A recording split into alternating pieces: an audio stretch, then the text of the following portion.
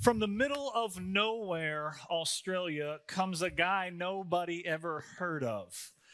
There's a guy by the name of Ernest Clifford Young. He was 61 years old. He shows up to Sydney, Australia, to sign up for one of the world's most difficult foot races ever created in history.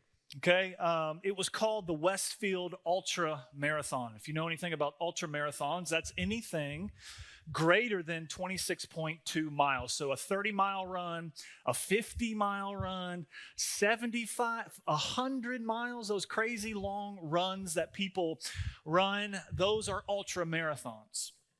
The Westfield is 544 miles long. 1983, he runs this race. He signs up to run it.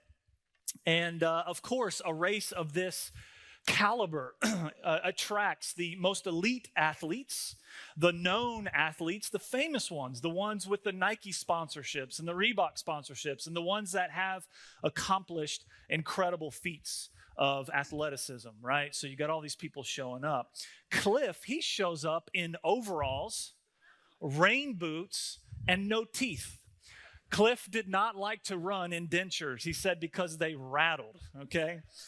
And he shows up to register for this race. And of course, people were saying, don't sign up. You're too old. This is crazy. You will probably injure yourself at 61 years old.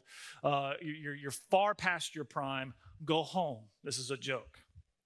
He signs up anyways, and he begins to describe his life. He says, look, I'm from the middle of nowhere, and I'm a farmer. I'm responsible for raising potatoes. In addition to that, we have 2,000 head of sheep. We got 2,000 acres, 2,000 head of sheep. And he said we didn't have four-wheelers. We didn't have horses to round them up or any of that. In order to bring the sheep in, I had to go run them in. And he said at times it would take him 1, 2, 3 days worth of running to bring in all of the sheep. And he said that this race is only a little longer, so he thought that he could do it. Gun goes off, everybody's off on the race. Of course, the elite athletes, they charge on and they go up, and there's Cliff. Cliff is doing his shuffle, the Cliff shuffle, right? What elite athlete coaches will tell you is that in order to run a distance of that length, you need to run for 18 hours and sleep for 6. I mean, I can't even ponder running for 18 hours, but that is the rhythm if you're going to be successful. 18 hours of running, sleep for 6. 18 hours of running, sleep for 6. And just repeat until you're done. Well, Cliff, he had no training. He had no coaches. He didn't have Runner's Magazine. He didn't have the internet, okay? Nobody told him this. So what does Cliff do? He keeps running. He does not stop.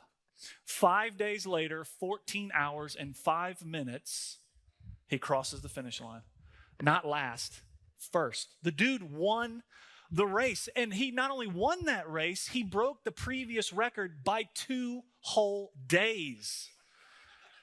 2 whole days. Middle of this race, that you can go on YouTube right today, go look at it. He's interviewed by a reporter, and he's got his support van, his old van, and he's drinking a mason jar of milk. You know, he's just slurping on some milk, man. And they ask him, Cliff, what is your secret? And he says this. He says, I reckon you just gotta keep on going. He said, running isn't all easy. He said, it's hard. And you gotta keep the pressure on, and you gotta keep going. He won through endurance.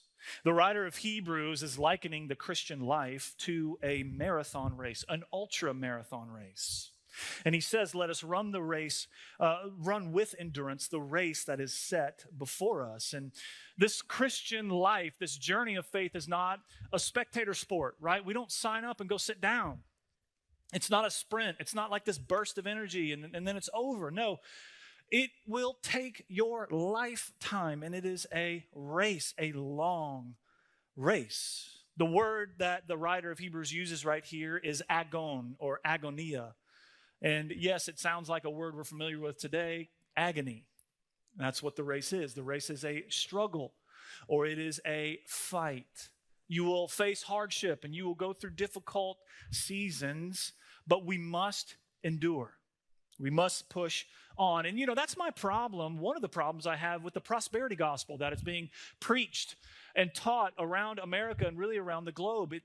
The prosperity gospel is a false gospel that essentially turns God into this cosmic vending machine. And if I punch the right buttons, right, he's going to give me all of the wealth and my yacht so I can cruise around the coast of Italy and live life, the best life right now, and it's great. Prosperity gospel fails to understand that struggle, trial, training, hardship, correction, the Lord corrects us, all of that is a part of our journey. Later in Hebrews 12, verse 6, it says, the Lord disciplines the ones he loves, and he chastens everyone he receives. And so he uses the hardships in our lives as discipleship, as a way to shape us and mold us into who we are to become. To walk through and in hardship is an education that you cannot pay for, right? You must go through it, and that is a part of becoming who God has called us to be. I think about John Bunyan's great work, The Pilgrim's Progress. Anybody ever read that book? Yeah, I'm going back through it personally at night, trying to just read something creative before I go to sleep. And if you know the story, right, you got Christian. He's the main character of the story. And he is on his journey. He's running his race. And he's going to the great city beyond the gate. And pretty early on in the book, he runs into two people, obstinate and pliable. Obstinate is trying his best to talk Christian out of the race that he's running. You're crazy. This is too hard. Why would you even do that? Stop doing that and come hang out. Stop running. Christian, thankfully, doesn't listen to obstinate. And pliable, this guy, he's intrigued. His interest is piqued by this idea of the city and what lies beyond the gate. And so he gets excited. He's like, man, this is awesome. I want to go with you. And as we are going, tell me more about this city. And so Christian is just teaching him and telling him about all the stuff. And pliable, he asks this amazing question. He says, is this true? And Christian responds with an amazing response. And he says, yes, it is all true because this is written by the one who cannot lie. I find that such a powerful statement that God's promises in his word are true, and we can place our faith and our hope and our trust in them because they are written by the one who cannot lie. It's powerful. This Christian life, there are no roundabouts or shortcuts. Pliable and Christian, what ends up happening is just a little bit after that, they fall into the pit of despondence. And they're in this, swampy, mucky, muddy thing, and it's dark, and it's difficult, and it's hard. And pliable calls out to Christian, and he says, the second I get out of this thing, I'm leaving. I'm done. This is not what I signed up for. This is too hard. See you later. And sure enough, once he gets out of that muck and that pit, he leaves, and Christian charges forward. Right? There are no shortcuts, and we must go through these things. And, J.R. Tolkien, he's quoted as saying, faithless is he who says farewell when the road darkens. We are called to run with endurance the race that is set before us. You and I, we don't necessarily get to choose our race. We don't get to choose our life and the things that happen. Just life happens, right? It's laid out for us. What's our role? Our role is to run it faithfully, to run with endurance faithfully. And I think it begs a question. Is it worth it? Is the Christian race of faith, is it worth the run? Is it worth the effort? Can it be done? And the answer is 1,000 times 1,000. Yes, it is worth it. And yes, it can be done. And it requires faith. Grab your Bibles, turn me to Hebrews chapter 11. I want to back up and kind of build a case and kind of build up to our passage here in Hebrews chapter 12. And Hebrews chapter 12, 1 and 2 are very practical. We clearly see three things, tools, encouragements for us running this race. But he's connected this 12, 1 and 2 to Hebrews 11. Okay, so it's all kind of one whole thought. the writer here has spent a lot of time talking about how incredible Jesus is. Right? Chapters 1, 2, 3, 4, all the way up to 10. He's basically talking about how Christ is superior to the angels. He's superior to the old covenant. He's superior. He's the highest high priest ever created. He's the greatest of the great. He is the King of kings and Lord of lords. And he is the one true living God. And because of that reality, our obvious response is faith in him. Because he is the Lord. And so Hebrews chapter 11, verse 1, he gives us a general definition of faith. It's not a complete definition of faith, but it's really important. So read this with me. Verse 1, now faith is the assurance of things hoped for. It is the conviction of things not seen. I would encourage you to process and think about that passage a lot. It's rich and it's deep, just in a matter of a few words. We know what faith is. Faith is, again, in the general sense, a strong confidence in something. Complete trust and surrender to someone. It's being completely persuaded that something is true. Okay, and what he is saying is that in faith or by faith, the things that we hope for become realized. Right? We place our hope in Jesus. We place our hope in eternal life. We place our hope in salvation. A lot of the promises of God we get to experience here and now, but not everything has come to its fulfillment yet. And it is through a life of faith and through demonstration of faith that those things that we hope for become more and more experienced, become more and more realized in the here and in the now. If I don't demonstrate my faith, if I come up on a storm or a difficulty in life and I choose to leave, like Pliable in that story, if I choose to walk away and say, man, it's too hard, I'm out. How will I ever know God's truth and his faithfulness on the other end of that storm if I leave? Right? It's another way that you could say it. The reality of what we hope for is confirmed and experienced in us as we live by faith according to God's promises and according to God's words.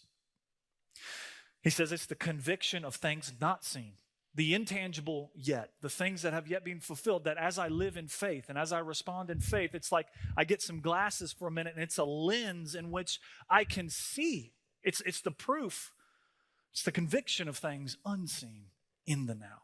That's the beauty of it. And if I choose not to respond, again, if I choose not to live by faith, I run the risk of being pulled into unbelief, pulled into faithlessness, pulled into doubt.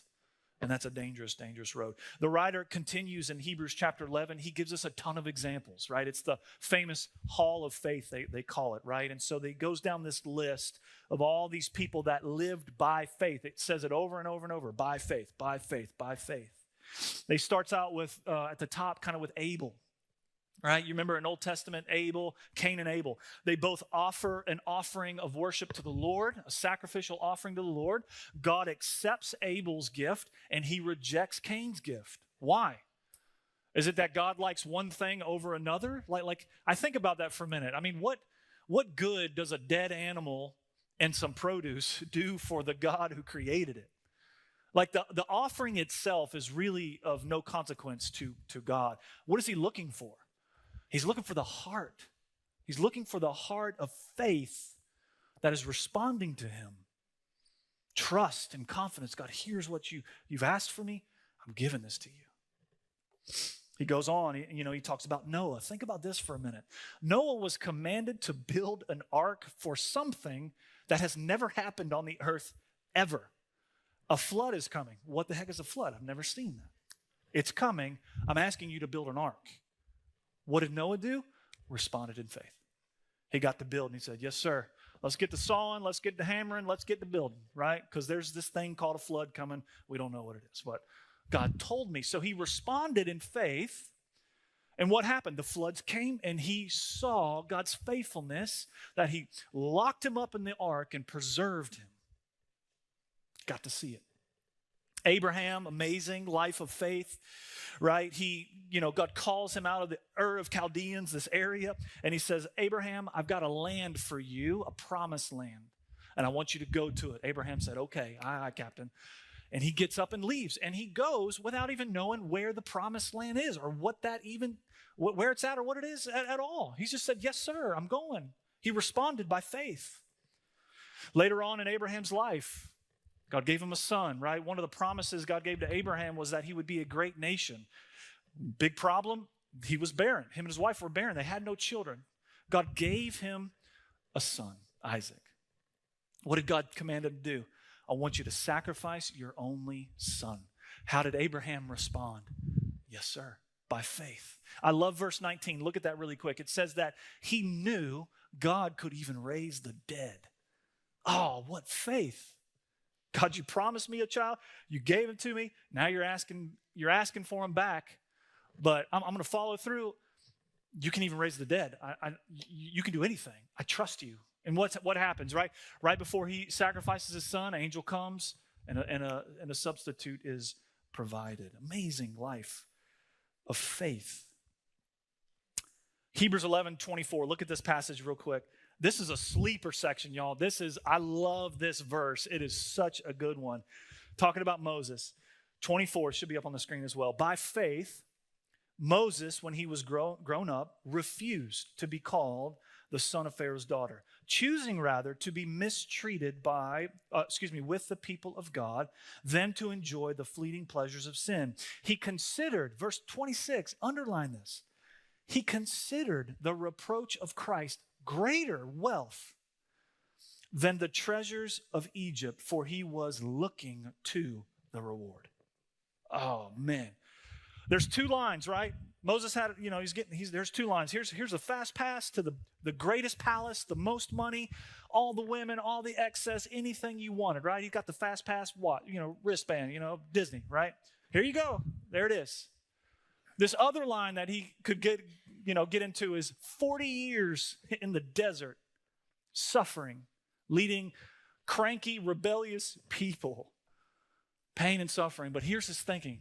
By faith, this is God's will for my life. I don't even care. I don't even care about that. He kept his eyes. He was looking to the reward. I love that. God is looking for people to remain faithful, to keep their eyes upon the Lord. He's looking for people that would say, I would rather be in the desert with God than in the greatest palace without him. That's who he is looking for. And these Old Testament heroes, right, they demonstrated their faith, and their stories are recorded here because God testified to their faith.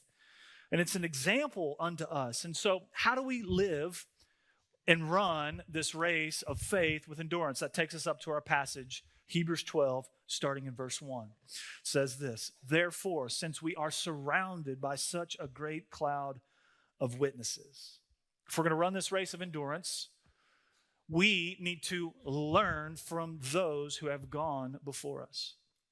That's why it's included here. Now, a lot of times, this passage, I've heard this passage preached a lot, and they kind of equate it to this big, stadium, and there's this track, and all the believers were running our race, and they're cheering us on, and they're like, go, Matt, and they're rooting us on. But really, that's not the picture here. As a matter of fact, anybody that is in heaven or with the Lord right now isn't really focused on anything else other than the Lord, okay? So this idea isn't so much them looking down on us, it's more of us looking to them for examples and for a witness. It says that they are a witness to us. What's a witness? I love this. A witness is somebody who has a story to tell because they've been there. They have a story to tell because they experienced something. As you are walking your journey, as you're running your race, you're going to hit moments of difficulty, of pain and struggle.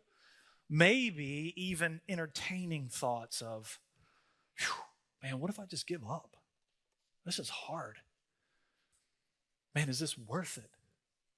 Thinking like, Can I complete this race? Man, I wish there was somebody that I could go to for some encouragement. I wonder if anybody has experienced what I have experienced in my journey.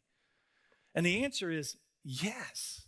Right here, this massive Old Testament book is full of lots of examples of people that have gone through it. Unfortunately, we treat the Old Testament as non-relevant. It's not applicable to me. Right? Moses didn't have an iPhone, so he doesn't know the burden I have to bear, in this 2023 cultural climate, right? He doesn't know. And we treat it as if they're so far separated, and we don't crack into this book and learn from people that have gone through very similar experiences that we're going through and have come out on the other end and have seen God's faithfulness through their lives. My encouragement to you is stop looking to the world for inspiration.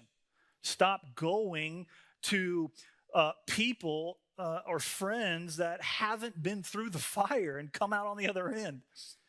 Go to those that through faith, they stayed committed to the Lord and locked in with Him. And we have the Old Testament as great people, as Donald Guthrie says, qualified to inspire us. So if we're going to run this race of endurance, man, let us learn from people that have gone before us. Number 2, let us lay aside. That's what he goes on to say. The rest of verse 1. Let us also lay aside every weight and sin which clings so closely, and let us run with endurance the race that is set before us. I find it interesting that he separates 2 ideas, weight, and sin. Those are 2 separate things. And so if you think about a weight, what is he talking about? What's he talking about when it comes to weight? He's talking about anything that would hinder us from running successfully. Anything that is a distraction. Maybe it's not even necessarily sin, but for you, it's something that is pulling you down. It's weighing you down. It's a distraction. It's a thought process. It's a bad attitude possibly. Maybe it's the cares of the world. Maybe it's an overcommitted schedule. I don't know. Each person, I think it's different. For one person, a weight isn't an issue. For another person, it absolutely is a problem. It's distractions from running successfully. I couldn't run very far if I'm having to carry a kettlebell. I just couldn't do it.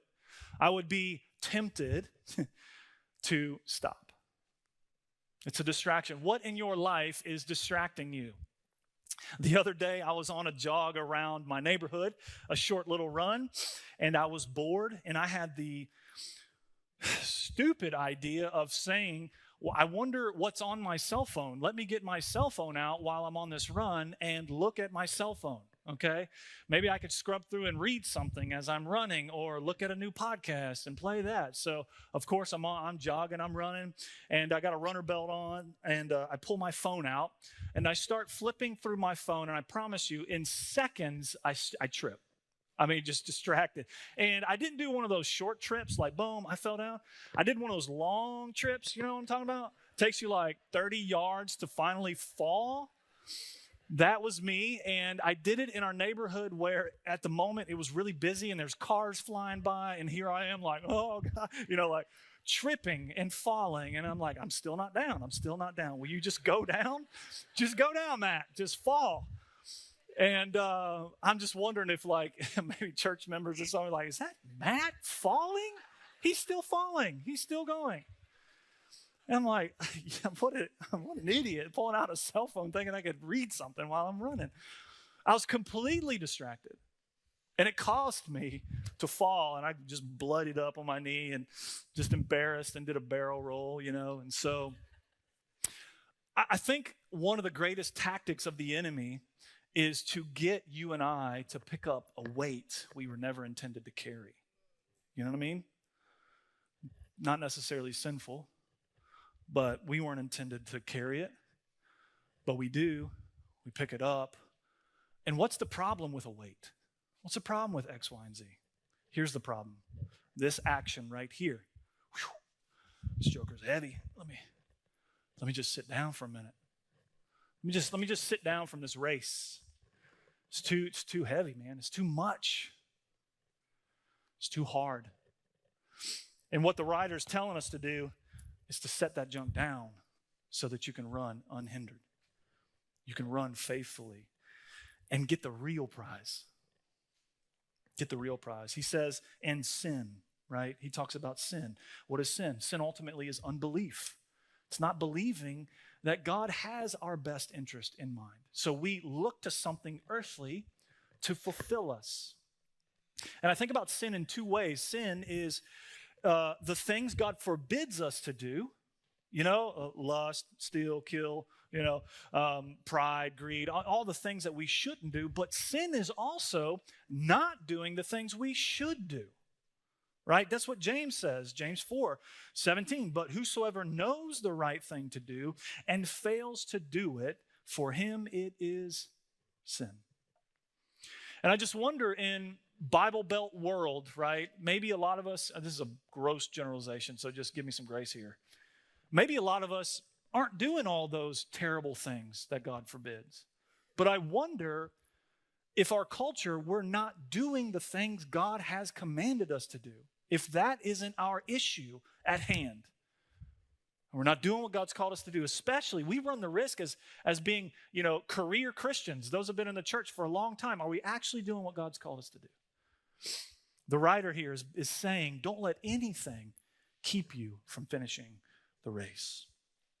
Lastly, so he tells us we can learn from people that have gone before us. We need to lay aside anything that is hindering us so we can run with endurance. And then he tells us to look. And I love this so much. Looking to Jesus, the founder and the perfecter of our faith, for the joy that was set before him endured the cross, despising the shame, and is seated at the right hand of the throne of God. As good as the Old Testament heroes of faith are, no one compares to Jesus Christ. There is no one greater. There is not a greater example than him and him alone. He is the ultimate example of our faith. He's also the source of our faith, and he is our strength as we are running. And the writer of Hebrews tells us to look to him. What does that require? That requires me to make a decision to not look at everything else and solely fix on him. Saying, I'm not looking at you, I'm not looking at you, I'm not looking at you, I'm not looking at you. No, yes. Jesus, my eyes are fixed upon you.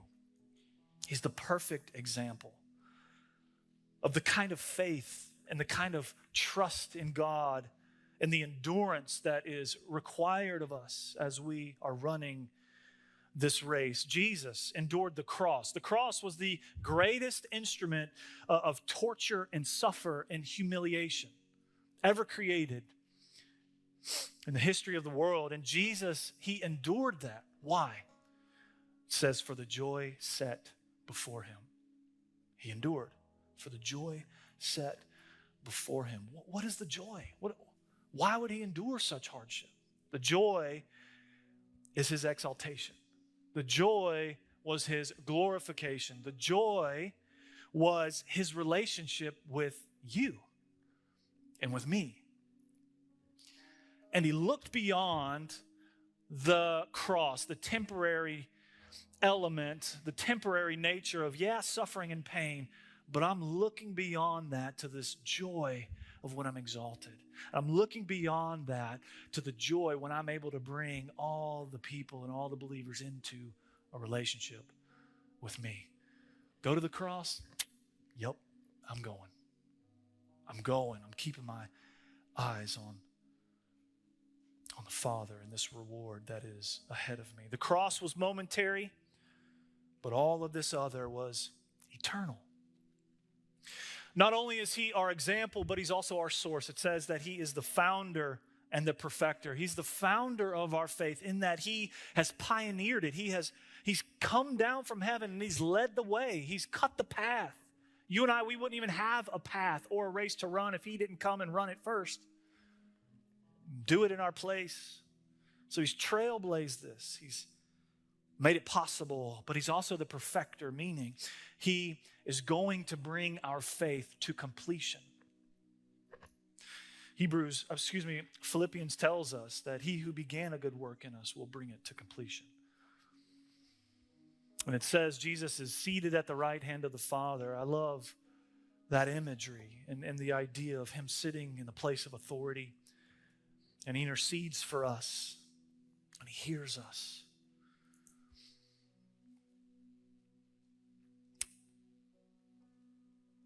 He's our strength. He's helping us along the way. He's with us at every step. My question to you is, will you run with endurance the race that is set before you? Will you look beyond the momentary circumstances of pain and hardship? And sure, you'll have moments of great joy and blessing here on this earth, but it's also going to be correction and all of those things. We must keep our eyes on the eternal reward, which is Jesus Christ. I want to end with this passage. Romans 8:18 says this, "For I consider the sufferings of this present time, they are not worth comparing with the glory that is to be revealed to us." Let's keep our eyes on Jesus. Would you bow your head?